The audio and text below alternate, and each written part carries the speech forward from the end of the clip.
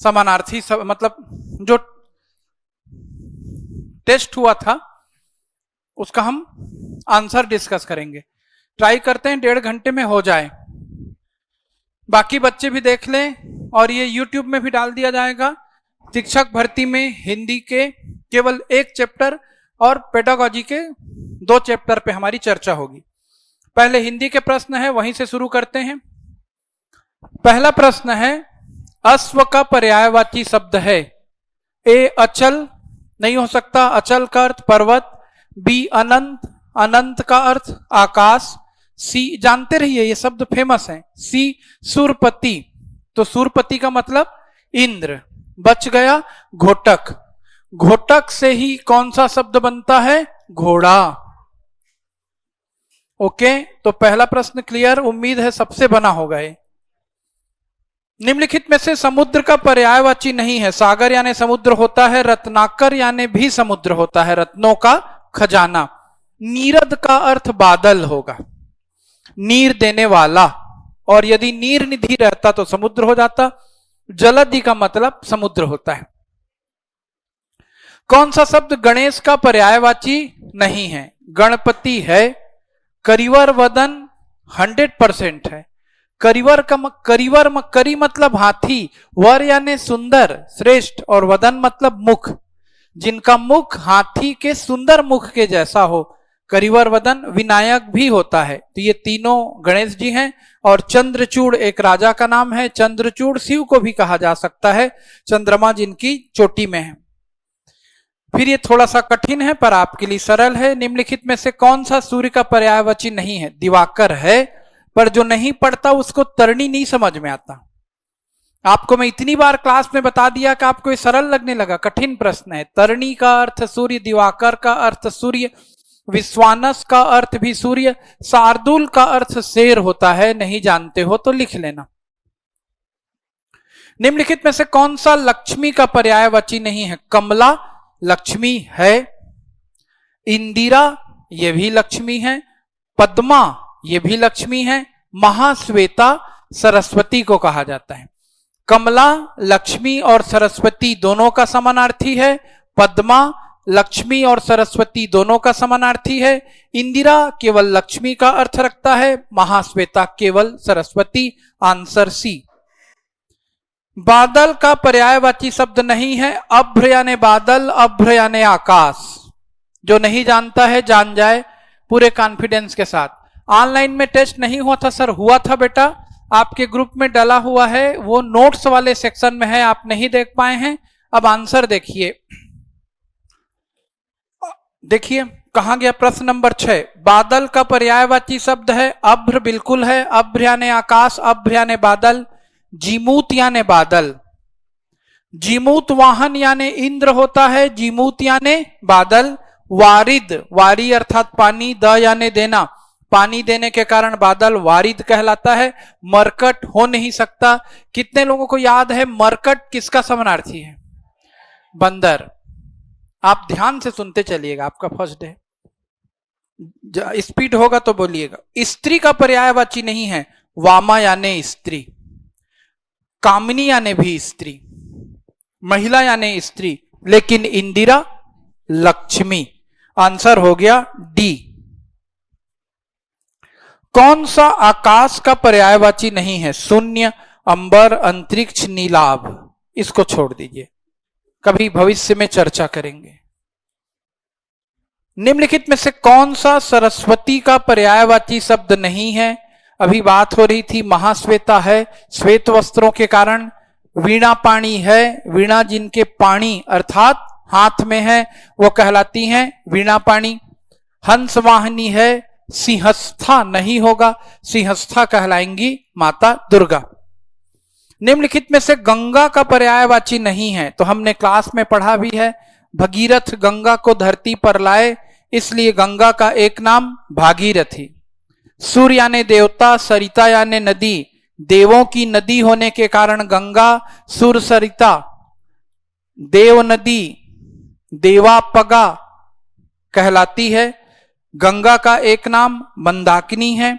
गंगा को त्रिपथगा कहते हैं, त्रिवेणी नहीं कहते। त्रिवेणी का मतलब होता है तीन नदियों का संगम, इसलिए आंसर होगा डी। अभी तक 10 में 10 सही। गलती हो गई, कोई बात नहीं, गलती करके इंसान सीखता है।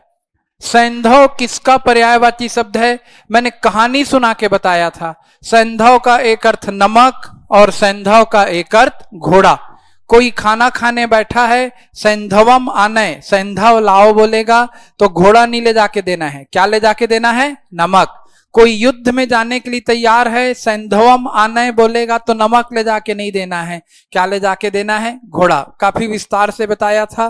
तो सैंधव किसका पर्यायवाची है? घोड़ा।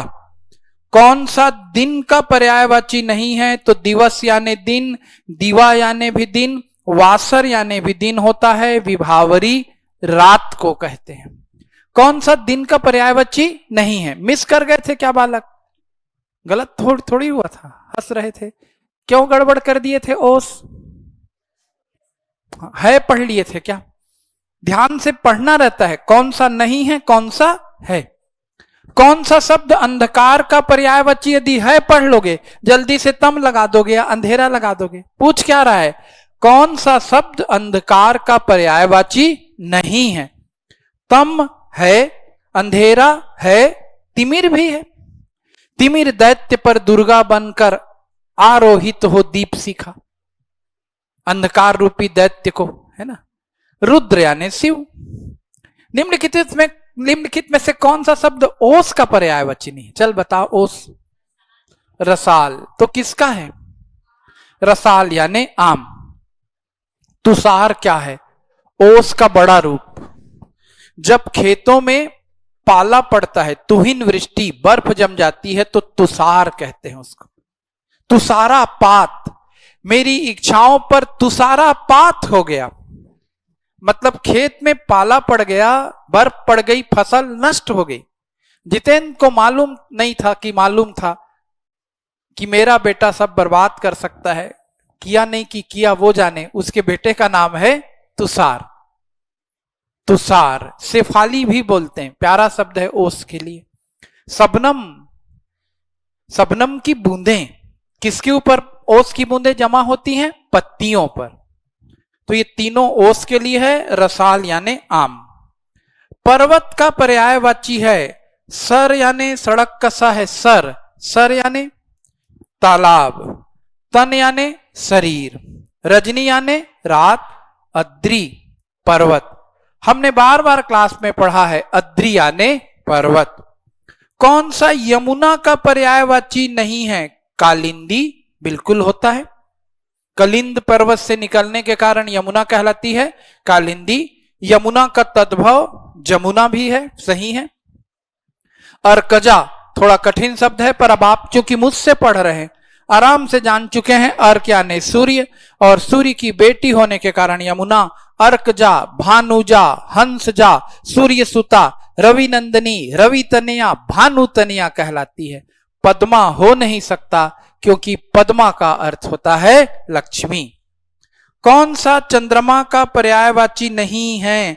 तो देखो ये कला घर नहीं है, समझ गए होगे आप, ये कलाधर है। कलाधर यानी चंद्रमा। रजनीश, रजनीधन ईस, रजनी यानी रात्रि का स्वामी चंद्रमा। मयंक यानी चंद्रमा, पर विहग यानी पक्षी होता है, इसलिए आंसर है डी। कौन सा कमल का पर्यायवाची नहीं है? पहला ही दिख गया है अरुण। अरुण यानी कमल नहीं होता। लाल रंग, सुबह का लाल सूर्य, ये सब अरुण है। अरुणोदय, सुबह के लाल सूर्य का उदित होना। कमल को सरोरुह कहते हैं, सरोवर से उत्पन्न होने के कारण कमल को उत्पल कहते हैं। और इतने सारे शब्द हमने कमल के पढ़े थे, कुवलय छूट गया था। कुवलय यानी कमल, ये भी लिख लो। पढ़ने से कुछ तो फायदा हुआ, ऐसा टेस्ट देने से। कौन सा नदी का पर्यायवाची नहीं है? अपगा यानी नदी। प्रवाहिनी बिल्कुल नदी है क्योंकि वो प्रवाहमयी है, बहती है। सरिता यानी नदी पढ़े थे। कासार नहीं होता, पता नहीं इस शब्द को क्यों दिया गया था परीक्षा में, आपको परेशान करने के लिए। 20वां, कौन सा पर्यायवाची युग्म सही नहीं है? सिंह, केसरी बिल्कुल होता है। लाला लाजपत राय पंजाब केसरी यानी पंजाब के सिंह, वैसे शक्कर का स ज्यादा सही था। हाथी करीवर, बिल्कुल करी यानी हाथी। सूर्य अंशुमाली, बिल्कुल। यमुना मंदाकिनी, लग तो रहा है करेक्ट है लेकिन बिल्कुल नहीं है। मंदाकिनी यानी गंगा, इसलिए डी गलत है। यह भी गलत हो गया था, ओस चेहरा बता देता है, क्या कर दी थी। यमुना मंदाकिनी में कंफ्यूजन आ गया था ना, मंदाकिनी गंगा है और यमुना यमुना है। कौन सा पर्यायवाची शब्द युग्म सही नहीं है? कमल मृणाल, होता होगा ऐसा मान सकते हैं। ओस निहार, होता होगा ऐसा मान सकते हैं। आकाश अभ्र है, ये अभ्र, होता होगा मान सकते हैं। गाय द्विज, कम से कम द्विज को तो मैं क्लास में इतनी बार बताया हूं कि द्विज के क्या अर्थ हैं। द्वि यानी दो बार और ज यानी जन्म लेना। ब्राह्मण द्विज कहलाता है, चंद्रमा द्विज कहलाता है, पक्षी कहलाता है, सांप कहलाता है, दांत कहलाते हैं। जैसे दांत का दो बार जन्म होता है, दूध के और ओरिजिनल, तो 100% डी गलत है। अब तुरंत आपका भाषा ज्ञान बढ़ना चाहिए। कमल मृणाल, कमल के लिए एक और शब्द मिल गया, मृणाल। भारत के एक प्रसिद्ध राइटर है नीलोत्पल मृणाल, नीला कमल फिर मृणाल भी लिखा हुआ है। ओस निहार, महादेवी वर्मा की रचनाएं हैं निहार, रश्मि, नीरजा। तीनों शब्दों के अलग अलग मीनिंग खोज के लाइएगा। जो यूट्यूब में देख रहा होगा कमेंट करे। आकाश को अभ्र कहते हैं, बादल को भी अभ्र कहते हैं। आप सहमत हैं या नहीं, टिक करें मुझे बताएं। निम्नलिखित में से कौन सा पर्यायवाची शब्द युग्म सही है बोल रहा है? पति और मारिया लिख दिया है। मारिया लिख दिया तो और ज्यादा गलत है, वैसे भार्या लिखना था। भार्या यानी पत्नी, तो पति का पर्यायवाची पत्नी होगा नहीं, दोनों मिलते जुलते शब्द हैं। नदी प्रस्तर, नदी अलग है पत्थर अलग है, भले नदी में प्रस्तर बहते हैं। चंद्रमा आदित्य, चंद्रमा है, आदित्य सूर्य और देवता है। धनुष कोदंड, ये 100% है। होमवर्क लिखिए, आपको धनुष का समानार्थी लिखना है, भूल जाता हूं मैं पढ़ाते पढ़ाते। आपको तीर का समानार्थी लिखना है और आपको तलवार का समानार्थी लिखना है। बार बार परीक्षा में आता है, किसका किसका? धनुष का, तीर का और किसका? तलवार का। एक थंबनेल बनाने को बोलिए, प्रश्न पत्र का विश्लेषण है ना, हिंदी और किसका? सीडीपी के प्रश्न पत्र का, टेस्ट के प्रश्न पत्र का विश्लेषण बनवा लीजिए आप इस बीच में, जब तक मैं पढ़ा रहा हूं। उसके बाद फिर से टाइपिंग में गलती हुई है। ममूख किस शब्द का पर्यायवाची है? ममूख नहीं, मयूख। सुधारिए, क्या लिखना है? मयूख। किरण को क्या कहा जाता है? मयूख। लिखो, किरण के और समानार्थी लिख लें। ज्योति, रश्मि, दीप्ति, प्रभा, मयूख, ये सब किसे कहते हैं? किरण को। उर्मी यानी लहर, किरण नहीं होता, लेकिन मयूख यानी किरण। तो मयूख किसका पर्यायवाची है? किरण अर्थात रोशनी का। निम्नलिखित में से कौन सा फूल का पर्यायवाची नहीं है? तो इसको भी अभी छोड़ दीजिए। सुगन लिखा है, सुगन नहीं है, होना चाहिए सुमन। सुमन यानी फूल, प्रसून यानी फूल। इसके बाद सारंग और पौमान, ये दोनों शब्दों को आपको कंट्रोवर्सी की श्रेणी में लेना है, इसलिए 24वें प्रश्न को हटा दीजिए। कौन सा वृक्ष का पर्यायवाची नहीं है? हमने पढ़ा है विटप यानी वृक्ष, पादप यानी पौधा, जो वृक्ष का निकटस्थ समानार्थी माना जा सकता है। तरुवर का शॉर्ट फॉर्म तरु यानी वृक्ष, लेकिन प्रवात का वृक्ष से कोई लेना देना नहीं है। निम्नलिखित में से कौन सा शब्द चिड़िया का पर्यायवाची नहीं है? ये खन नहीं है, क्या है? खग। खग यानी चिड़िया, विहंग यानी चिड़िया या पक्षी, पतंग यानी पक्षी होता है, पतंग यानी सूर्य होता है। जो नहीं जान रहा है और जो YouTube में देख रहा है, वो मेरे चैनल पे हिंदी का विज्ञान पर्यायवाची शब्दों का जादू करके 10 भाग में है, उसको जरूर ध्यान से देखेगा तो ऐसे शब्द उसके दिमाग में बैठेंगे। पतंग यानी सूर्य, पतंग यानी नाव, पतंग यानी कीट पतंगा, पतंग यानी चिड़िया भी हो सकता है। केतु कभी नहीं हो सकता, केतु बोलते हैं झंडा को। आंसर हो गया डी। फिर से आया, पतंग शब्द किसका पर्यायवाची है? चिड़िया, विड़िया नहीं, क्या है? चिड़िया। सूर्य और कीट पतंगा ये सभी, मतलब किसका हो गया? ये सभी। ओके। शोणित प्यारा शब्द है, शोणित किसका पर्यायवाची है? आज से रट लेना, शोणित यानी रुधिर, लहू, रक्त। शोणित, रक्त बीज, शोणित बीज राक्षस का नाम था जिसका अंत दुर्गा माता ने किया था। चांदनी का पर्यायवाची ज्योत्सना। लक्ष्मण का पर्यायवाची कौन सा नहीं है? सिमित्र नहीं, कौन सा शब्द है ये? सौमित्र। लखन, रामानुज तीनों है, क्या नहीं है? बलभद्र। कौन सा वर्षा का पर्यायवाची नहीं है? अच्छा प्रश्न है। पावस यानी वर्षा, वृष्टि यानी वर्षा, बरसात यानी वर्षा, विपुल यानी बहुत अधिक मात्रा में, तो विपुल वर्षा का पर्यायवाची नहीं है। प्रश्न नंबर 32, हिमालय का कौन सा शब्द पर्यायवाची नहीं है? हिमालय को गिरिराज कहेंगे क्योंकि गिरि का अर्थ होता है पर्वत। हिमालय को शैलेंद्र कहेंगे क्योंकि शैल का अर्थ होता है पर्वत। हिमालय को हिमाद्री कहेंगे क्योंकि हिमधन अद्री, हिम का पर्वत हिमाद्री, तीनों है। धरणीधर, धरणीधर का अर्थ पर्वत होता है या शेषनाग होता है, हिमालय नहीं होगा। धराधर का अर्थ पर्वत होता है और धराधरेंद्र बोल दोगे तब हिमालय होता है। ये प्यारा प्रश्न था, ये कितने लोगों से बना? हाँ, आप बहुत ध्यान से हिंदी पढ़ रहे हैं। सारंग किसका पर्यायवाची नहीं है? तो ये तो बहुत खतरनाक है। सारंग यानी मैं 100 अर्थ बताया था, आपको जितने अर्थ याद है लिखें, चेक करें, बनाएं। ये डाउट है, ना बने कोई बात नहीं, है ना। जैसे मैंने एक कविता सुनाई थी, सारंग ने सारंग गयो, सारंग बोलो आए, जो सारंग सारंग कहो, सारंग मुख सो जाए। यानी मोर को सांप को मोर ने पकड़ लिया, आकाश में कौन गरज रहा है? सारंग यानी बादल। सारंग के कई अर्थ, छोड़ दें इसको। वागेश्वरी शब्द का पर्यायवाची है, सरस्वती को बोलते हैं। वाक यानी वाणी, वाणी की ईश्वरी, वाक धन ईश्वरी, क बदल गया ग में, ऐसा संधि हुई है। वागीश्वरी देवी सरस्वती, और देवी सरस्वती का एक समानार्थी कमला है और एक शारदा है। तो ये भले प्रश्न आया था, दोनों अर्थ हो सकते हैं, शारदा को लिया गया रहा होगा, पर कमला का अर्थ सरस्वती भी होता है और लक्ष्मी भी होता है। कौन सा समूह इंद्र का पर्यायवाची है?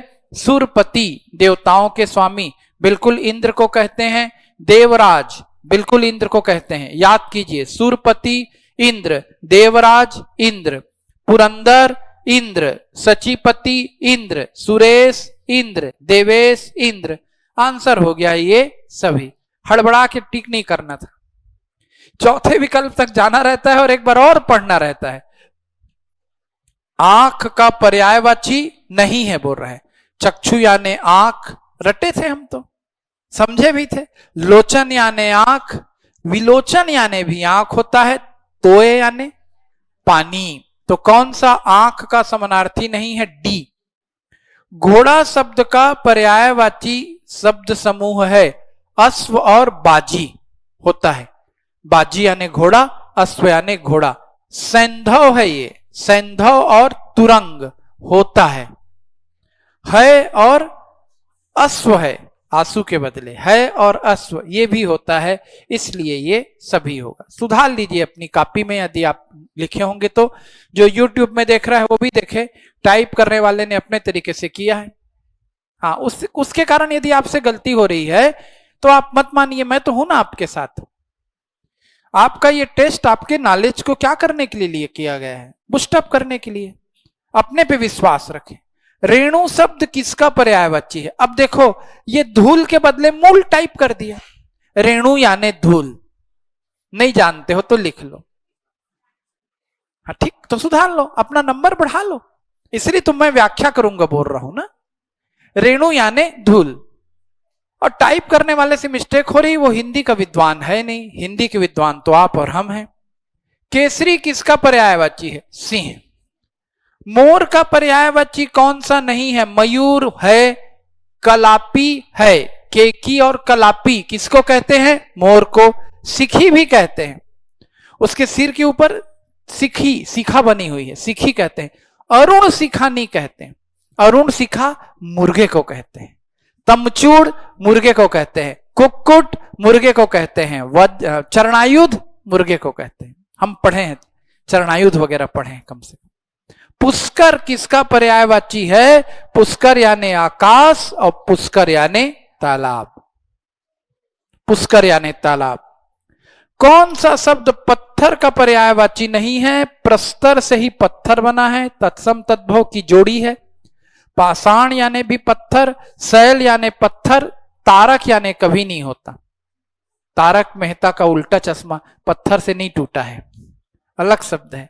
यातुधान, मैं आपको एक क्लास में दोहा चौपाई सुनाया था। यातुधान बरुत भल भंजन मुनि गंजन संजन मन, है ना, याद आ रहा है? हनुमान जी के लिए बताला। यातुधान का मतलब ज्यादा कुछ मत करे। यातुधान यानी राक्षस। थोड़ा जल्दी जल्दी मैं कवर कराने का प्रयास कर रहा हूं, बहुत से प्रश्न है। यातुधान यानी राक्षस। अपना नाम भी लिख सकते हैं ब्रैकेट में। सरवरी, यामिनी तथा रजनी किसके पर्यायवाची हैं? रात। हेरंब प्यारा शब्द है, पढ़ाया नहीं गया था। गणेश जी। होमवर्क लिख लो, गणेश जी के समानार्थी नहीं हुए हैं, मैं नहीं बताया हूं, बोलेंगे तो बता दूंगा किसी दिन। हेरंब यानी भगवान गणेश, और हेरंब यानी भौरा भी होता है। यानी पढ़ना शिक्षक और छात्र दोनों के बीच की कड़ी है भाई। इतना कितना दिन हो गया? 10 से 12 दिन हो गया समानार्थी शब्द पढ़ते, तो भी देखो 100% आपसे नहीं बन पा रहा होगा। यानी पढ़ना कितना गंभीर कार्य है। आप गंभीर शिक्षक के साथ रह के पढ़ेंगे, बाकी तो नाचने कूदने के लिए बहुत लोग हैं। निम्नलिखित में से कौन पुत्री का पर्यायवाची नहीं है? है ना, यूट्यूब में हम लोगों को चैलेंज भी करते रहते हैं कुछ लोग, थोड़ा थोड़ा ग्रुप को पढ़ा के, नाच के, कूद के, और क्या लिख के, शायरी लिख के, मतलब मुकाबला हो रहा है ऐसे लगता है। ये छात्रों को इकट्ठा करने का मुकाबला नहीं है, ये गंभीरता से पढ़ाने का क्या है? कार्य है। ज्ञान बढ़ाइए। कौन सा पुत्री का पर्यायवाची नहीं है? नंदिनी यानी बेटी, दुहिता यानी बेटी, कहानी के साथ पढ़े हैं। तनुजा यानी बेटी, दारा छूट गया था, दारा यानी पत्नी। लेखनी, दारा धनम पर हस्ते गते गते, दारा यानी पत्नी। धन दूसरे के हाथ में गया गया, कलम दूसरे के हाथ में गया गया, दारा दूसरे के हाथ में गई गई, संभाल के रखते हैं। निम्नलिखित में से कौन सा चंद्रमा का पर्यायवाची नहीं है? इंदु है, हिमकर है, ये विधु है, विधु है। वारीधर हो नहीं सकता, वारीधर किसे कहते हैं? बादल। 48, कौन सा शब्द हवा का पर्यायवाची नहीं है? पवन है, अनिल है। अभी 2 शब्दों को खोजिए, पवमान और अवनिश को, आपका होमवर्क है। हाँ बिल्कुल सही बोल रहे हैं आप। यूट्यूब वालों को भी कुछ वो देते हैं टास्क, इसका जवाब बताइएगा। कौन सा सही सुमेलित नहीं है? बादल, अभ्र, बता चुका हूं कई बार, होता है यानी सुमेलित है। कमल, इंदिवर, बिल्कुल होता है। नीले रंग का कमल क्या कहलाता है? इंदिवर। रात्रि, यामिनी, बिल्कुल होता है। अग्नि, अनिल नहीं होता, अग्नि को अनल कहते हैं। अनिल यानी हवा, अनल यानी आग। कौन सा महादेव का पर्यायवाची नहीं है? चंद्रशेखर भी है, त्रिलोचन भी है, विघ्नेश तो गणेश जी है ना, और विरूपाक्ष होता है कि नहीं भले मत जानो, विघ्नेश को जानते तो बन जाता। इस प्रकार से 50 प्रश्न हिंदी के थे, फिर बहुत सारे प्रश्न किसके हैं? सीडीपी के। अब पहले प्रश्न पर आते हैं, बाल विकास वाले से। विकास शुरू होता है, तो हमने इतनी बार क्लास में चर्चा कर ली है कि डाउट नहीं बचा होगा। क्या होगा आंसर? डी, नहीं डी नहीं, क्या बी, प्रसव पूर्व अवस्था से, यानी प्रेगनेंसी में ही, बच्चे के जन्म के पहले ही वुम्ब से टुम्ब, बच्चा जब गर्भ में आया तभी से विकास शुरू हो गया, तो प्रसव पूर्व अवस्था से। विकास के सिद्धांतों के बारे में निम्नलिखित में से कौन सा कथन गलत है? विकास वंशानुगतता और वातावरण के बीच सतत अन्योन्य क्रिया से होता है। ठीक, वातावरण और क्या है, हेरिडिटी, दोनों के बीच में इंटरेक्शन होता है। देखो लिखा होगा, development occurs through continuous interaction between heredity and environment. बिल्कुल, खानदान का भी, वंश का भी प्रभाव पड़ेगा और आसपास के पर्यावरण का। यदि वैज्ञानिकों के खानदान का बच्चा गुंडों के खानदान में रख दिया जाए तो गड़बड़ हो सकता है, ऐसा है। तो पहला सही है, विकास परिपक्वन और अधिगम पर आधारित होता है। Development is based on maturation and learning. बिल्कुल, परिपक्वता, मैच्योरिटी। तो आपका विकास हो रहा है मतलब आप बौद्धिक रूप से परिपक्व हो रहे हैं, शारीरिक रूप से परिपक्व हो रहे हैं, और अधिगम तो आपके पास आएगा ही, लर्निंग होगा जैसे जैसे विकास होगा। प्रत्येक बच्चा विकास के चरणों से गुजरता है, फिर भी बच्चों में व्यक्तिगत भिन्नताएं बहुत होती हैं। यह भी बिल्कुल सही है। बच्चा बाल्यावस्था, शैशवावस्था, किशोरावस्था और भी कई प्रकार से विकास के चरणों से गुजरेगा, पर हर बालक दूसरे से क्या होता है, डेवलपमेंट के लेवल पे अलग ही रहता है। भगवान के द्वारा बनाए गए सभी लोग विलक्षण हैं, अद्वितीय हैं, अनुपम हैं। हम कॉपी पेस्ट हो नहीं सकते। जुड़वा बच्चे भी दिखने में हो सकते हैं, एक्टिविटी और एबिलिटी में बिल्कुल एक जैसे नहीं होते। इसलिए ए बी सी तीनों करेक्ट हैं, बच गया डी। मान के चलो ये गलत होगा, फिर भी देखते हैं। विकास एक परिमाणिक प्रक्रिया है जिसका ठीक ठाक मापन हो सकता है, नहीं हो सकता। वृद्धि का मापन भले हो जाएगा, हाइट कितना बढ़ा, हेल्थ कितना बढ़ा, विकास को एक्यूरेट नहीं माप सकते। तो आंसर हो गया, गलत कथन पूछा गया था, इसलिए डी।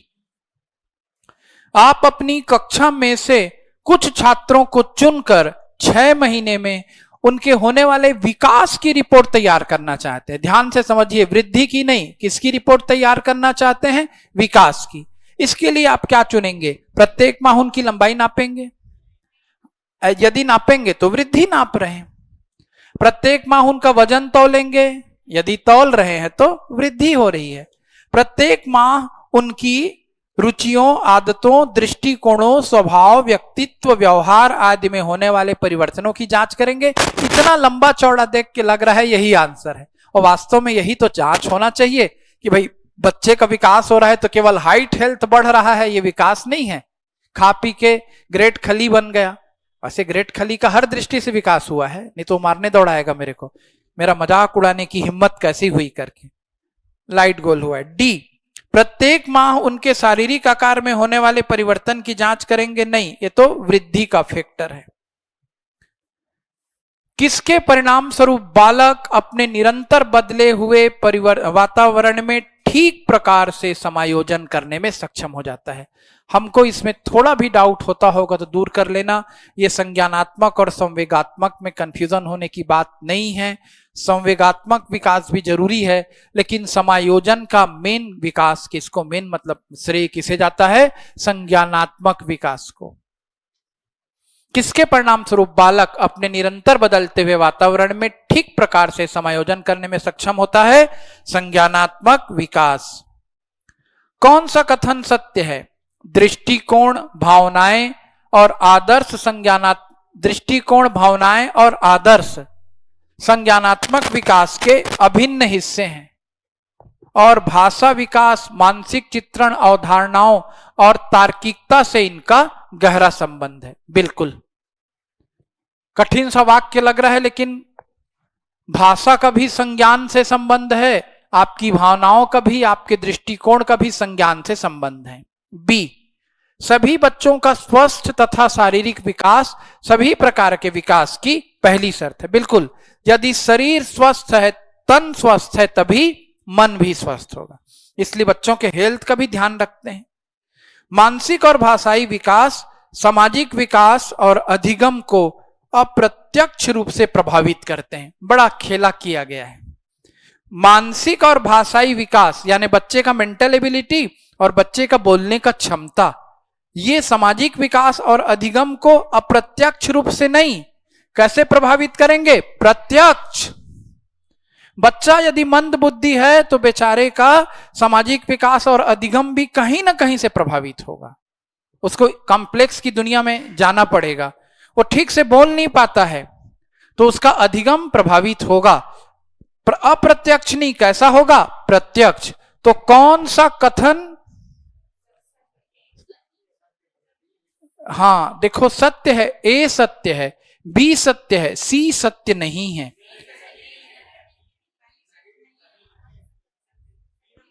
देख यार, कौन सा कथन सत्य है?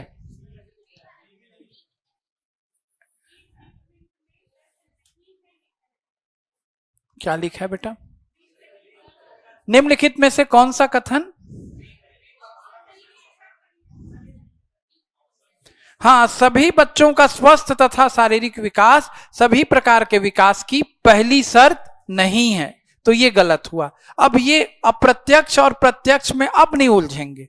यदि ये यहां पर हट देता तो यहां पर हम इसको गलत मानते, गलत पूछता था। अप्रत्यक्ष भी प्रभावित करेगा और प्रत्यक्ष भी प्रभावित करेगा, यानी कथन सी सही हो गया, ए सही हो गया और डी। अरे यार क्या बात करता है, देखो हाँ एक बार फिर से देखते हैं। हाँ ठीक है, इतना तो फंसना चाहिए ना। मैं जल्दी करूंगा यदि तो मैं भी फंसूंगा। मेरे को एक ही हड़बड़ी है कि 7 बजे तक सारे चीज को क्या करूं, फिनिश कर दूं ताकि आप दूसरा सब्जेक्ट पढ़ लें। अब थोड़ा मैं अपने स्पीड को 55 नंबर के क्वेश्चन में स्लो डाउन करता हूं। क्या प्रश्न है देखिए, निम्नलिखित में से कौन सा कथन सत्य है? दृष्टिकोण, भावनाएं और आदर्श संज्ञानात्मक विकास के अभिन्न हिस्से हैं और भाषा विकास, मानसिक चित्रण, अवधारणाओं व तार्किकता से इनका गहरा संबंध है। ये सत्य है। फिर बाकी के 3 क्या होने चाहिए? असत्य। लेकिन बाकी के कथनों को भी जल्दी नहीं पढ़ेंगे अब। बी, सभी बच्चों का स्वस्थ तथा शारीरिक विकास सभी प्रकार के विकास की पहली शर्त नहीं। हाँ, मैं जब जल्दी जल्दी में पढ़ रहा था तो है पढ़ा था, तो ये कथन हो गया गलत। मानसिक और भाषाई विकास सामाजिक विकास एवं अधिगम को अप्रत्यक्ष रूप से प्रभावित करते हैं, तो ये प्रत्यक्ष पर ही जोर है। यद्यपि प्रत्यक्ष अप्रत्यक्ष हर रूप से प्रभावित करेगा, पर यह कथन डंके की चोट पे क्या हो चुका है? सही। तो ये प्रत्यक्ष अप्रत्यक्ष के चक्कर में न पड़ के इसको क्या मानेंगे? गलत। अब यहां से हम प्रश्न हल करने का टेक्निक भी सीख रहे हैं। डी पर आते हैं। बालक के संतुलित विकास में उसके संवेगात्मक विकास की नहीं बल्कि शारीरिक विकास की अहम भूमिका होती है। ये तो 100% गलत है। बच्चे का यदि शारीरिक विकास ही महत्वपूर्ण हो जाएगा तो हट्टा कट्टा मोटा ताजा बच्चा ही महान कहलाएगा। शरीर महान नहीं, मन, संवेग, बुद्धि ये व्यक्ति को शरीर की तुलना में ज्यादा महान बनाते हैं। मेरे हड़बड़ाहट के कारण आपको 55 नंबर के प्रश्न में थोड़ी दिक्कत हुई होगी, लेकिन आप समझ सकते हैं, सही समझ गए आप, मेरे से ज्यादा ध्यान से आप पढ़ रहे हैं। क्वेश्चन नंबर 56, बालक का संवेगात्मक विकास निम्नलिखित में से किसे प्रभावित करता है? अब संवेगात्मक विकास का मतलब समझ लें पहले। 6:15 बजा है हमारे पास 45 मिनट, एकदम इत्मीनान से। संवेग हमारे अंदर की जो भावनाएं हैं, क्रोध, घृणा, ये सब क्या है? प्रेम, ये सब संवेग है। तो यदि हम सही संवेगात्मक विकास कर रहे हैं, यानी बच्चों के संवेगों का दमन नहीं हो रहा है, बच्चे के संवेगों का प्रगटीकरण हो रहा है, संवेगों का क्या हो रहा है? मार्गांतीकरण हो रहा है, शोधन हो रहा है। बच्चे को हम जबरन चिड़चिड़ा, गुस्सा करने वाला, जिद्दी नहीं बना रहे हैं, रोन्हा नहीं बना रहे हैं, तो अच्छा विकास हो रहा है उसका। और यदि उसका सही संवेगात्मक विकास हो रहा है तो उसका शारीरिक विकास भी बढ़िया होगा, उसका सामाजिक विकास भी बढ़िया होगा, उसका नैतिक विकास भी बढ़िया होगा, ये सभी होगा। कभी कभी कोई बच्चे ज्यादा जिद्दी हो गए रहते हैं, हो सकता है बाद में सुधरें, पर बचपन में थोड़े दुबले पतले टाइप से हो जाते हैं, ऐसा लोग बोलते हैं। है ना, जरूरत से ज्यादा टिटिरहा है टूरा तेखर मारे का हो गए है, सुक्ता हो गए है ना, न खायन पिया दिन भर फनन फनन करते, ऐसा वाला एक क्वेश्चन है। छत्तीसगढ़ी में समझ में आया। नेक्स्ट आइए, बालकों के सोचने की प्रक्रिया, बालकों में सोचने की प्रक्रिया के विकास का क्रम होता है थिंकिंग प्रोसेस। ए निश्चित, बी अनिश्चित, सी ए और बी दोनों। ये आज का होमवर्क है। आप तो बोल रहे हैं ना, मैं आपके होमवर्क में इसको दे रहा हूं। बालकों में सोचने की प्रक्रिया के विकास का क्रम क्या है, निश्चित है कि अनिश्चित है कि दोनों है? आराम से सोचिएगा, ये टास्क है। नेक्स्ट, पियाजे के अनुसार, अब जीन पियाजे जी का आगमन हुआ। पियाजे के अनुसार अनुकूलन प्रक्रिया की दो उप प्रक्रियाएं हैं। तो इधर तो देखने की जरूरत नहीं है, क्लास में हम बार बार पढ़े हैं। अनुकूलन बोलते ही एक तरफ सात्मीकरण और एक तरफ समायोजन, इन्हीं दोनों के ऊपर क्या रहता है? अनुकूलन, सात्मीकरण, समायोजन। आत्मसात्करण यानी एसिमिलेशन, सात्मीकरण, समायोजन, एडजस्टमेंट, यही दोनों हैं। तो आंसर हुआ ए और बी दोनों। तो पियाजे जी की पहली गेंद हम लोगों ने ठीक से खेली। सरल प्रश्न ही मैंने पियाजे से दिए थे। पियाजे के अनुसार, अब देखिएगा ये वाले प्रश्न को आपको मैंने, मैडम ने बार बार प्रश्न किया था इस बालिका ने, इसलिए इसको मैं टेस्ट में भी दिया हूं। अब इसमें वर्क कीजिएगा, क्या क्या आंसर आएगा। पियाजे के अनुसार संज्ञानात्मक विकास के किस चरण पर बच्चा वस्तु स्थायित्व को प्रदर्शित करता है? देखिए, वस्तु स्थायित्व को आप बार बार समझिए। वस्तु स्थायित्व इंग्लिश में क्या लिखा जाता है? Object permanence. वस्तु स्थायित्व का मतलब होता है, बालक के सामने यदि मैंने गेंद को दिखाया तो बालक को लग रहा है गेंद है, मैंने हाथ पीछे कर लिया, बालक को लगा कि अब गेंद गायब हो गई। बच्चे के सामने मैंने अपना चेहरा दिखाया, बच्चे को लगा मैं हूं, चेहरे के सामने हाथ रखा, बच्चे को लगा मेरा चेहरा गायब हो गया। फिर झांक किया, ताक किया, बच्चा मेरे को देख देख के खुश हुआ। तो ये वस्तु स्थायित्व का अभाव है। हाथ हटाते ही वस्तु गायब हो गई लग रहा है, पर धीरे धीरे वो वस्तु को खोजने लगता है। जीन पियाजे ने कहा था कि जो संवेदी गामक अवस्था है, शैशवावस्था 0 से 2, उसमें दूसरे वर्ष के आते आते, 24वें महीने के आते आते बच्चे में क्या आने लगता है? वस्तु स्थायित्व। शुरू में नहीं रहता। तो कितने लोगों के अनुसार इसमें आंसर होगा सी? पक्का? आप बताएं क्या होगा? पूर्व संक्रियात्मक। क्यों?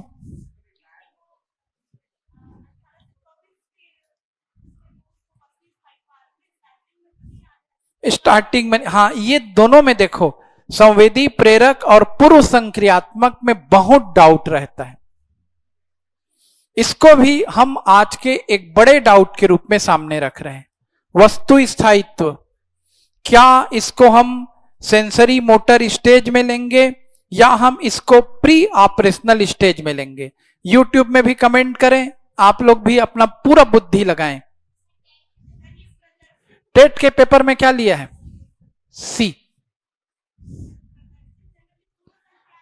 चलिए ना, आप टेट, मैं देखिए आपने बार बार इसको पूछा था और मैंने आपको क्लास में भी समझाया था, और मेरे समझाए अनुसार सी हो रहा है, आपके अनुसार डी हो रहा है। टेट के पेपर के आंसर से चेक करें। और मैं जब आपको बुक भी पढ़ा रहा था सेंट्रल गवर्नमेंट का, तो उसमें भी सी की तरफ जा रहा था। फिर भी मैं आंसर डिक्लेयर नहीं कर रहा हूं। आज हम सब के सोचने के लिए एक दिन का क्या ले रहे हैं? समय। तो सी आना चाहिए। और फिर करेंगे इस पे चर्चा करेंगे। इनको सी आंसर मिला है, आपको डी है। आपका स्रोत बताइए, दिखाइएगा। ठीक, आपका स्रोत बताइए। हाँ ठीक है, ठीक चलेगा। इस प्रश्न को हमको अलग अलग स्रोतों से कल क्लास में डिस्कस करना है। बोलो तुम। हाँ, सेंसरी मोटर का 6 स्टेज है। लास्ट स्टेज में आ जाता है वस्तु स्थायित्व, जब वो बच्चा 24 महीने का होने वाला रहता है।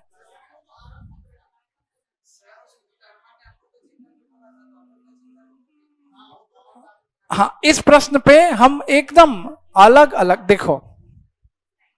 अब इसका देखिए, इसका एक ही तरीका रहता है। ऐसे तो हिस्ट्री में कई प्रश्न आते हैं हमारे पास, पीएससी में भी, अलग अलग परीक्षाओं में इसका अलग अलग स्टेट में, सी टेट में और किसी स्टेट में क्या क्या आंसर लिया गया है। आज इसी बहाने आप सब क्या करेंगे, अपने साथ आंसर लेकर के आएंगे। ये तो पेपर में आया हुआ है।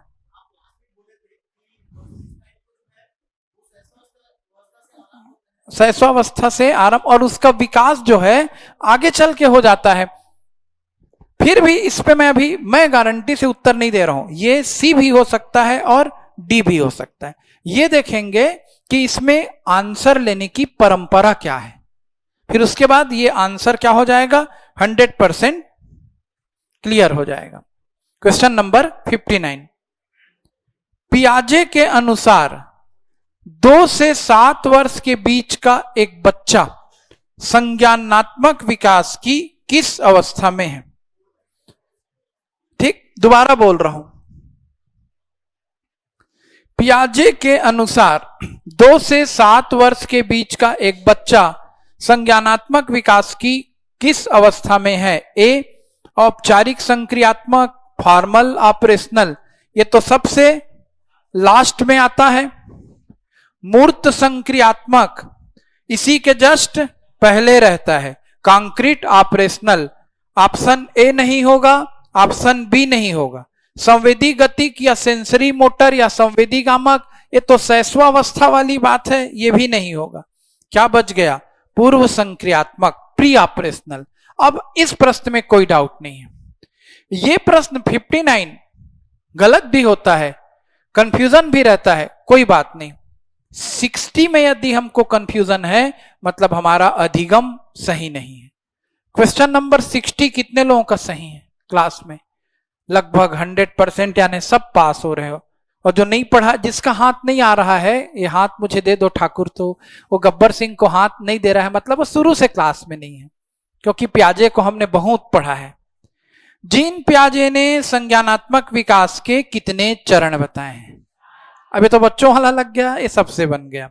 संवेदी गामक अवस्था, सेंसरी मोटर, किस आयु वर्ग के लिए है?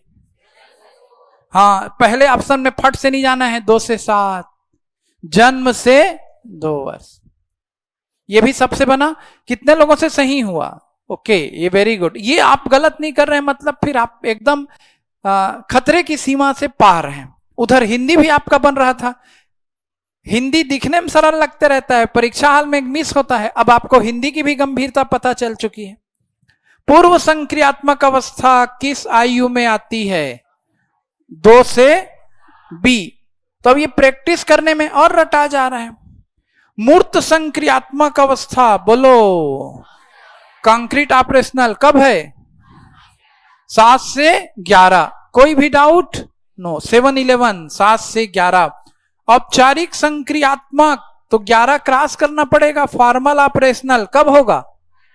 12 से 15। तुम लोग तो छा गए यार, सब नौकरी पा जाओगे ऐसा पढ़ोगे तो।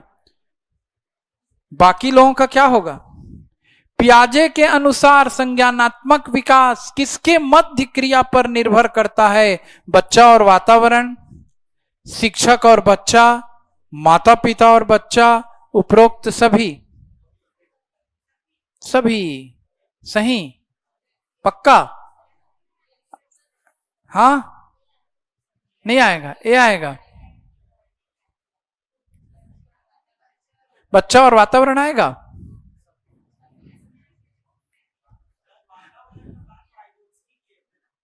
भाषा और संस्कृति, वातावरण, समाज।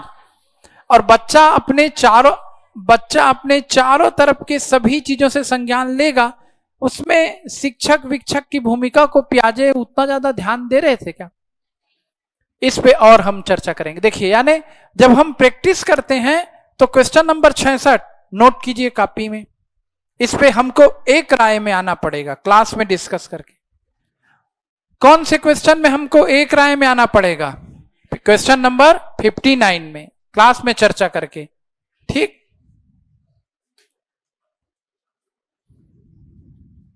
अच्छा, अब ये तो बहुत कठिन प्रश्न है। जीन पियाजे किस देश के मनोवैज्ञानिक हैं? अरे वाह, ये मैं आपको खुश करने के लिए दिया था। ये पता चले यही भूल गए, कठिन कठिनो संवेदी गामक पूर्व संक्रियात्मक सब पढ़े और जीन पियाजे अमेरिका थे लगा के आ गए। ऐसा नहीं होना चाहिए। ऐसे भी प्रश्न आते हैं वन लाइनर पे। जीन पियाजे मुख्य रूप से किस अध्ययन के लिए प्रसिद्ध हैं? संज्ञानात्मक विकास। अब बोलो, बच्चों में वस्तुओं के स्थायित्व की समझ किस अवस्था में आती है? देखो, इसको बार बार जब मैं आंसर देखता हूं ना, तो आंसर तो पूर्व संक्रियात्मक में मिलता है और हमको लग रहा है कि ये संवेदी गामक में है। फिर भी मैं आपको क्या कर रहा हूं, एक दिन का पूरा समय दे रहा हूं वस्तु स्थायित्व को, ऑब्जेक्ट परमानेंस को आपको और हमको कंफर्म करना है, उसको आंसर कैसा लेना है करके। यानी एक पॉइंट हमको फंसा रहा है। क्वेश्चन नंबर 70, इसमें हम बिल्कुल नहीं फंसेंगे। पियाजे के अनुसार समायोजन का अर्थ क्या है? किसके सर, आपसे ऑनलाइन वालों का रिप्लाई नहीं। हाँ यार, आपका रिप्लाई नहीं देख रहा हूं बेटा, लेकिन आप तो कर रहे हो ना, आंसर सुनते चलो। क्लास बीच में रुक गया था अंशु, क्योंकि ना लाइट गोल हुई थी, बादल गरज रहा है, बिजली चमक रही। पियाजे के अनुसार समायोजन का क्या अर्थ है?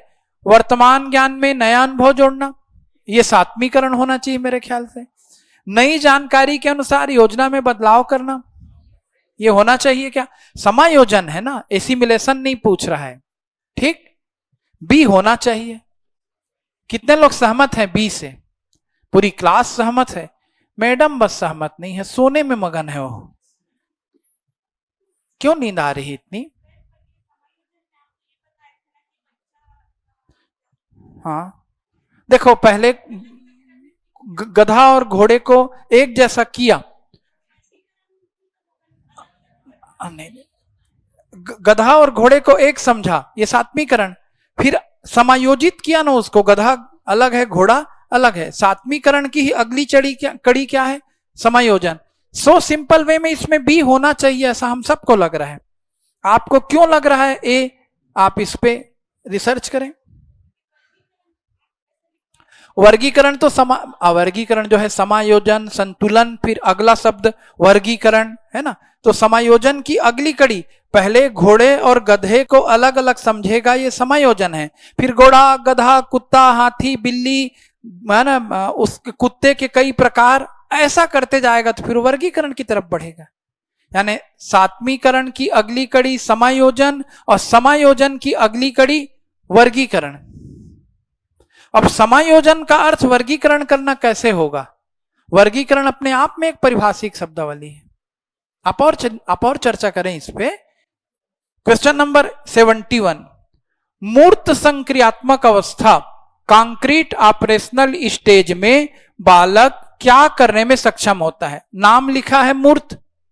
पहला ऑप्शन, अमूर्त रूप से सोचना, मूर्त में अमूर्त कहां घुसेगा? पहला क्वेश्चन गया।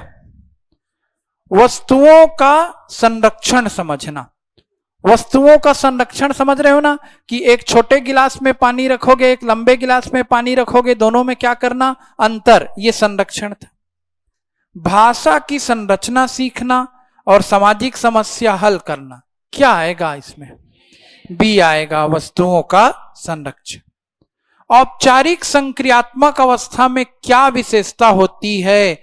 ये सबसे लास्ट है, औपचारिक संक्रियात्मक। तो इसमें ही अमूर्त सोच आती है। ऑप्शन होगा बी, वैज्ञानिक और अमूर्त सोच। अच्छा प्रश्न है ये सब। क्वेश्चन नंबर, और आप घबराइए मत, आपका अधिगम लेवल काफी ऊंचा उठ चुका है, जो पूरा ग्रुप है। सीखने की प्रक्रिया में बच्चे किस तरह की भूमिका में होते हैं पियाजे के अनुसार? सक्रिय जिज्ञासु, है ना, नन्हे वैज्ञानिक, XYZ। पियाजे के संज्ञानात्मक विकास के सिद्धांत के अनुसार अहम केंद्रितता किस अवस्था की विशेषता है, यानी मैं जिस एंगल से देखता हूं दुनिया वैसे ही दिखती है। मैंने आपको 3 पर्वत प्रयोग भी लिखाया था। क्या है आंसर इसका? पक्का 100%? कोई डाउट तो नहीं? हाँ, अब जैसे आप अभी अभी आई हैं क्या क्लास में, ज्यादा दिन नहीं हुए, आप बैकअप नहीं ली हैं, तो जितना जल्दी हो सके उसको कवर करें। बैकअप क्लास आपको मिल गई है? हाँ, आपने उसका नोट्स बनाना शुरू नहीं किया है, बनाइए, है ना। आप भी शायद देर से हैं, है ना, इसलिए दिक्कत हो रही है। आगे वाले चैप्टर जहां से हम बुद्धि पढ़ रहे हैं वहां से आपका कॉन्फिडेंस और बढ़ेगा। और ये भी पूरा आपको बैकअप में कवर करना है। नहीं समझ में आएगा मुझको फिर अलग से बैठाल के पूछना है। कौन सी अवस्था में बच्चा तर्क शक्ति, लॉजिकल थिंकिंग का विकास करना प्रारंभ करेगा? तर्क शक्ति लिखे हो आप इसको कॉपी में? ठीक। निम्नलिखित में से कौन सा कथन पियाजे के संज्ञानात्मक सिद्धांत के बारे में सही है? संज्ञानात्मक विकास एक रैखिक प्रक्रिया है, लीनियर। बच्चे निष्क्रिय ग्रहणकर्ता होते हैं, गलत है। बच्चे अपने वातावरण के साथ अंतःक्रिया से सीखते हैं, ये सही है। ये रैखिक प्रक्रिया नहीं है ना, लीनियर ऐसा नहीं है। तो आंसर होगा सी। फिर आ गया ऑब्जेक्टिव परमानेंस की अवस्था। अब इस पे तो हम रिसर्च कर रहे हैं। पियाजे के अनुसार समायोजन क्या है? नई जानकारी को पुराने ढांचे में फिट करना कि मौजूदा ढांचे में बदलाव करना? मैडम आपको दिक्कत होती है। पियाजे के अनुसार समायोजन क्या है? नई जानकारी को पुराने ढांचे में फिट करना, वही है। आपको दिक्कत हो रही है। देखो भाई, नई सुनना मेरे तरफ देखना, ऑप्शन को छोड़ दे। नई जानकारी को पुराने ढांचे में, पुराना ढांचा क्या है हमारे दिमाग में? 4 पैर वाला जानवर घोड़ा कहलाता है, ये पुराना ढांचा है। हमको गधा दिख गया, हम गधे को भी पुराने ढांचे में क्या कर दिए? फिट कर दिए, और गधे को क्या बोलने लगे? घोड़ा। ये सात्वीकरण है। नई जानकारी को हम कहां ले जाके डाल दिए? पुराने। ओके, तो क्या आंसर आएगा? पियाजे के अनुसार। बेटा मैं किसी का, आप लोगों का आंसर देख नहीं रहा हूं, ऑनलाइन वाले बच्चों, आपको आंसर बता रहा हूं और सामने कुछ हल्ला कर रहे हैं। हाँ, अभी आपका आंसर सर भावनाएं तो संज्ञानात्मक विकास में आएगा ना? ए गलत होगा 55 में। ये आशीष वर्मा बोल रहा है। देखते हैं 55 नंबर के क्वेश्चन को, आशीष की फरमाइश पे। कोई बात नहीं, लड़ाई कर रहा है उधर से, होना भी चाहिए, ऑनलाइन वालों का भी अधिकार है।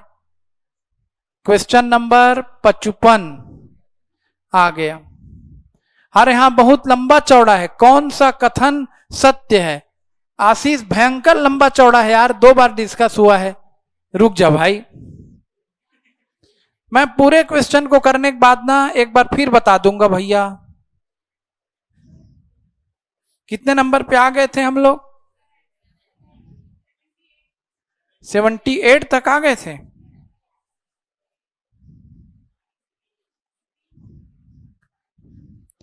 फिर से ये पियाजे के अनुसार समायोजन क्या है? नई जानकारी को पुराने ढांचे में फिट करना। कितने लोगों के अनुसार ए है? एक। मौजूदा ढांचे में बदलाव करना, कितने लोगों के अनुसार बी है? पूरी क्लास बी बोल रही, आप भी अब बी बोलने लगे। ठीक, आंसर है बी, कोई बात नहीं। औपचारिक संक्रियात्मक अवस्था में कौन सी विशेषता देखी जाती है? सबसे लास्ट, अमूर्त चिंतन और कल्पना शक्ति। प्यारा क्वेश्चन है, ये सब फंसेगा, ये सब पेपर में आए हुए ही प्रश्न है। पहले यही तो बना लो, फिर नया नया रिसर्च करते रहना। वाइगोत्स्की के अनुसार, हाँ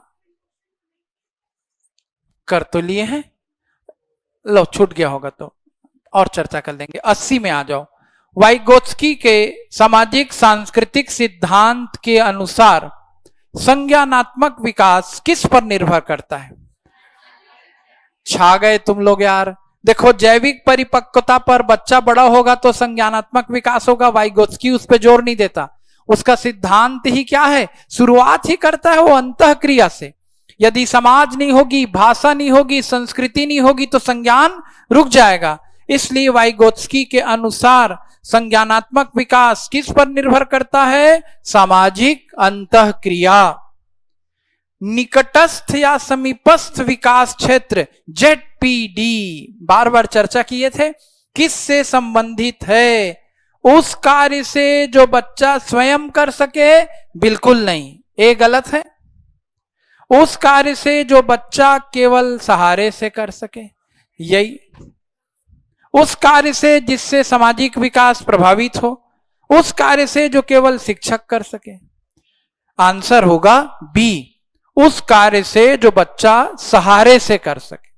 जेडपीडी के लिए हमने बाद में फिर ढांचा, मचान ऐसा सब प्रयोग किया। मोर नॉलेजेबल अदर हमने पढ़ा है ना। तो 81 का बी। सहमत हैं ऑनलाइन वाले? आप लोग भी सहमत हैं? लोकेश, आशीष, ओके। तो बाकी किसको करोगे फिर बताओ? हाँ, केवल वर्ड मतलब ना एक्सट्रीम में चला जाता है वो, जब ज्यादा सोचोगे तो। पर और कोई ऑप्शन मिलता ना तो केवल को हम नकारात्मक मान के, केवल आया, सिर्फ आया, मात्र आया, यानी और कुछ हो ही नहीं सकता आया, तो फिर गड़बड़ हो जाता है। लेकिन यहां पर तो हमारे पास कोई चारा ही नहीं है।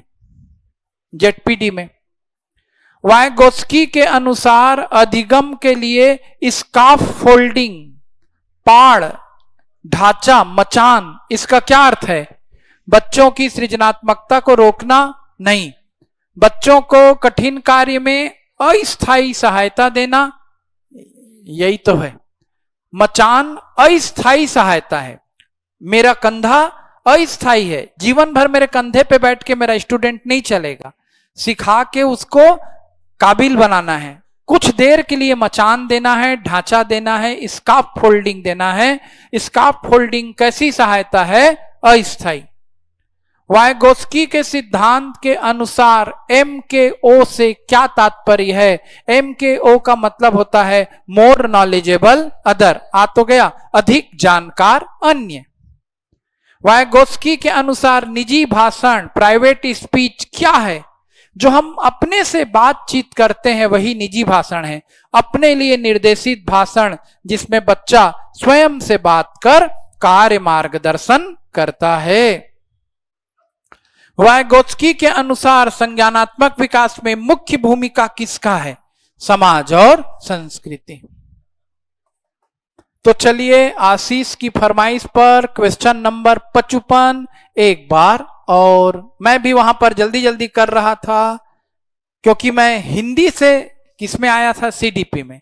और हिंदी में तो क्या है, मेरा गियर टॉप गियर में चलते रहता है, मेरे को ऑप्शन भी देखने की जरूरत नहीं होता, ऐसा लगने लगता है कई बार, इतने ज्यादा प्रश्न बना डाले हैं। अब यहां पर धीरे, निम्नलिखित में से कौन सा कथन सत्य है?